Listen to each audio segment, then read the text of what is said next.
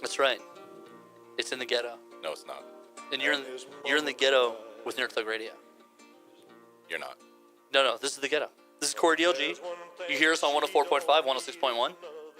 They're sister stations. YouTube.com/NerdThugRadio. Facebook.com/NerdThugRadio. NerdThugRadio.com. As well as Twitter, Instagram, tweets, places, apps, things. All over the internet. Yeah. Seriously, if you just Google us impressively, we are the first thing that comes up. Really? Yeah. That's neat. We're there. Thanks for the surprise, friend. But, yeah. He doesn't need to Google us. He has all the links. That's true. We do email him directly. I'm not going to not feign surprise. No, that's fair. I mean, what you don't know, we could just about squeeze into the Grand Canyon. So. Swing and a miss. Nice. Swing and a miss. That is where the crowd would cheer. Anyway, thanks for coming back, guys. What we're doing here, we're going to do what we like to call every week the weekly top 3. Traditionally, I then make up a song on the spot. We're not going to do that. We're going to jump right into it. Yeah, because they're often terrible. Well, it's just really weird to me. Speaking as a fan. It's just really, listen, the joy of this show is the fact that we don't know what we're doing. But it's just weird to introduce yourself singing to yourself. Agreed. Saturday Night Live, actually, a lot of times if the musical guest is the guest, they'll just have a random person, like sometimes even another different famous person, introduce them. Yeah. Yeah. So like the only logical solution there. Right. Like they'll get Chris Rock to come on and be like, ladies and gentlemen, some more Kanye West. Or whatever. Yeah. And so then you.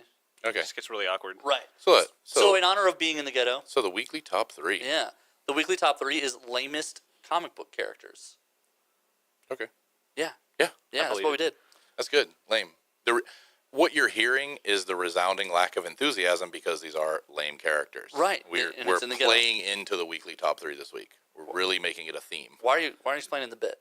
Because it's funny. First it's funnier when you explain it. No, that's the exact opposite of how comedy works. Are you sure? No, things are funnier when you explain them. You don't have science. a lot of success in conversation, do you? Let's get into this weekly top 3, my dudes. Yeah. I don't have a lot of conversations. That's the more accurate part. So in honor of being lame, Nico, why don't you go ahead and kick us off? Yeah. All right. So my number 3 is a character I've always had problems with just because I felt like she just literally came out of nowhere. Gwenpool. Okay. I am 100% with you because I thought it was like a bit, like for funny covers. And then someone was like, no, the 4th issue just came out. And I was like, what? Like, what could possibly this be about? Exactly. I don't actually know what it's about. What is it about? Yeah. Okay, so obviously alternate universes, everything can happen. Gwen Stacy is Deadpool, which makes absolutely no sense. This means she'd have to be in a Weapon X program. Also, this make that joke where Spider-Man is Deadpool the same thing. Right. Because Gwen Stacy's Spider-Gwen, I don't even understand what's going on half the time. So now Gwenpool's in our reality? I believe in the 616 reality? I think so. I'm not really sure what's going on half the time. I mean, while that is true of you in all of life. Yeah, but this is especially confusing. Okay, to me. all right. So that's just kind of Gwenpool, the completely throwaway character that they were like, "Hey, Spider-Gwen was pretty cool," and that was imagine the board meeting being. So Gwenpool and Spider-Gwen exist in the same continuity in the same universe. I'm pretty sure. How does that work? No. They now exist in this world. They were created 616 in different realities, though. Oh, yeah. So okay. Yeah. Okay. Yeah. Fair enough. That was poorly explained by our friend. Yeah. The Nicolas. I don't know everything. I don't know most things. Thank you, Jon Snow. I don't know everything. Yeah. Yeah. Yeah, that could easily not have to be said. Right. Hey, between me and my brother, we know everything in the world. Ask me anything. Good one. I think my brother knows that one. Cha-ching. So we'll go ahead and come to me next. My number 3. I'm doing like kind of bunches of characters because they're all equally bad and they were made at the same time. So they're all like these weird concepts. The comic book X Factor did this weird little bit one time where these characters came back from the future. Mm-hmm. They were all members of Xavier's security enforcers, so they're supposed to be like friends of bishops. Yeah. The guy who's immune to radiation, the guy who can detect mutants in the field. Those guys? No, not those guys, because those guys weren't so bad. But they also didn't make it. But these guys specifically... Bishop acknowledged how useless their powers were, too, several times. It's like, what do you guys... Nice. You guys aren't help. Here, hold this. Right. Like, take my bag. Right. And so these guys actually were more hardcore, like almost terrorist level. They formed a new group called Xavier's Underground Enforcers. Yeah. They then came back in time to prevent their timeline from happening. Mm-hmm. And they're 3 of just the lamest characters. Also, they kind of break the laws of physics here. Because of their rules of time travel, which were different than all of other Marvel, the only way they could come back to our time period was one of them. Her name is Fix. She creates these psychic fairies that can literally, when they physically connect with someone, then she can interact with them like telepathically and psychically and stuff. But only when the fairies get to the person. So she's telepathic through a medium that has to have physical contact. Right. And she's creating the illusion of the medium. So instead of just being able to like just make it happen and appear on you, like brand you from far away. Right. She makes it have to fly toward. She literally generates the butterfly at her forehead and makes it fly at you. Visually, I mean, I guess it made for an appealing concept. Yeah. But that's what happens like if you go to an artist, you're like, hey, give me 3 characters because I need somebody by next month. Yeah. And they just come up with some really throwaway visual things. It looks neat. Well, these 3 characters are essentially 100% that. So it's Fix? It's Fix, Greystone, and Archer. So Fix sends her fairies into the past where they find 3 recently deceased people and implant the minds of these 3 people from the future into them, and somehow their powers come along for the ride. That's not how superpowers work. Right. That's how Legion superpowers work, though, right? No, not really. Legion is multiple personalities. Right. So but every each one of those personality personalities has a mutant power. accesses a different mutant power. Legion technically has all of them. He just doesn't know it. And so each Fair enough. personality Fair controls enough. one room of the house. Fair enough. Right. Yeah. So this, however, is literally they took over 3 dead normal people. That makes and it their sound like powers came with that them. makes it sound like a mutant power is a mental defect. Like it's Right. something you're convincing yourself you have. You've So when talked your yourself psyche moves, Right. then you think you still have the. That would be a much better comic for Xavier's Underground Enforcers if like they thought they had all these mutant powers and they were like running around cities fighting people, but really they don't. They And have no everybody just powers. like, what is happening right now? What is? Are they? Do they think they're helping? Yeah, They're just getting in the way. So here are the powers for the 3, and then this is you'll know they're lame. So Fix uses psychic fairies. Mind fairies. Right, mind fairies. I think it's important. Let's not dress it up. Mind fairies. mind fairies, and some of them are just butterflies. They're not even fairies. Like they don't even physically follow God, through. it could even like Yeah, they don't couldn't even follow even through on the consistently. bit. Right. Yeah. they couldn't even meet. So the other one. Go on. The other one is a character whose name is Greystone, and his power was he could make himself stronger, larger, more durable, more invulnerable. But the bigger he got, the more deformed he became. Yeah. So I remember that guy. And it was stupid because the artist at the time was this like crazy Japanese influenced guy. So everyone already looks a little weird.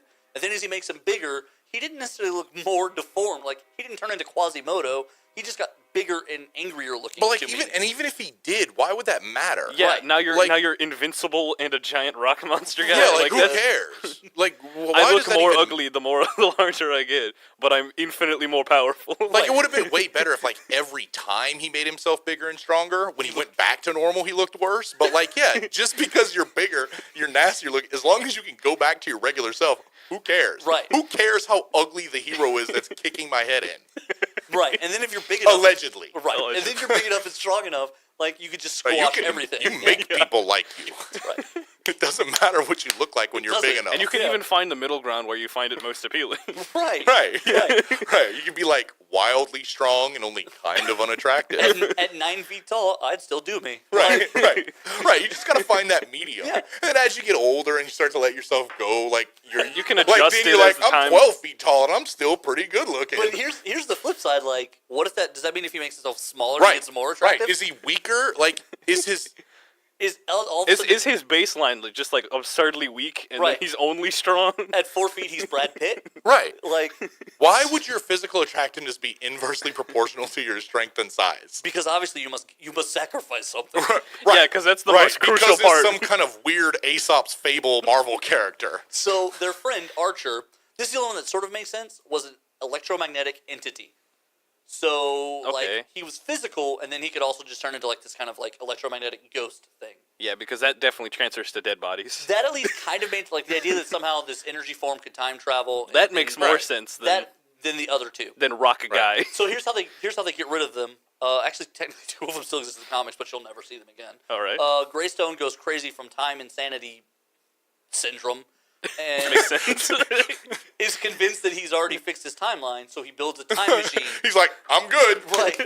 Right. He's And convinced leaves. he's made his life better. So he's His own life only. Right. Like the world is still a disaster, but who he's cares? got a nice house and now he can be 11 feet tall. like Yeah. his tragedy was cured because his mother dies like early on. Like he crossed That- paths with the person who murders his mother in the future. What kind of police force is this? They're underground worst. enforcers now, Enforcers of what? not justice. So They're enforcers of their own life getting better? right. So they build this time machine, and he builds it so shoddily that when someone's trying to stop him, it's Havoc. He jumps them. The ship takes off. It blows up.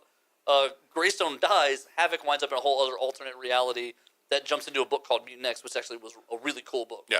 But you never see they never touch on these two other guys again. Fix and Archer are immediately just gone from the annals of history. No one ever sees them again. That word is annals. Just so you know. No. These two exist in the annals of history, and they're gone forever. Touche. All right. All right, Zach, you're number 3 in. We're running out of I don't time feel here. good about my list, and and the reason I don't feel good about it is because I picked characters with Dungeons and Dragons in mind. I pick characters that on paper either look like they have terrible powers or look like you can't write a good story for them. All right. Who's your You know number what I mean? three? My What do number you got? 3 is Superman. Okay. No, I think I'm Superman's okay a with that. bad character because if you look at him on paper, he's a Boy Scout and there's nothing to challenge him. A real American hero. There's nothing to challenge him. There's when you're invincible. Yeah, there's nothing that There's can stop nothing. you. And I'm not saying. I think it's impressive that they've written Superman for as long as they have. 75 years old.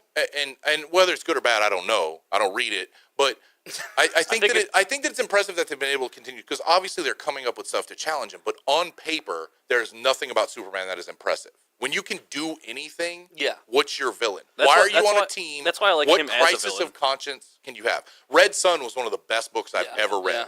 And in that one, he's not necessarily a villain, just so No, much as it's just a different gray, take, and it's a better way of looking at someone. That's true. But like I said, my list is made up of people who, on paper, unless there's a phenomenal writer, I'm don't look okay like with it. much. I think it's great.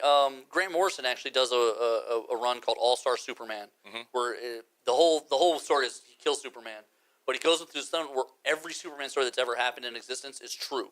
So like, there's issues like at one point Superman can make a mini Superman in his hand, and it was a robot that could fly and he could mentally control. Like all these weird Superman powers. Grant Morrison says everything that happened is real, and I'm going to incorporate it all. And it's this little bitty run called All Star Superman, and that Superman is so much cooler and better than any of the Superman you ever read. So yeah, you're 100%. We're gonna get out here on a break. We're right up against it. The ghetto, that is. We'll be right back, and we're gonna do our 2s and 1s and our 1s and 2s. Wicked. People, don't you understand?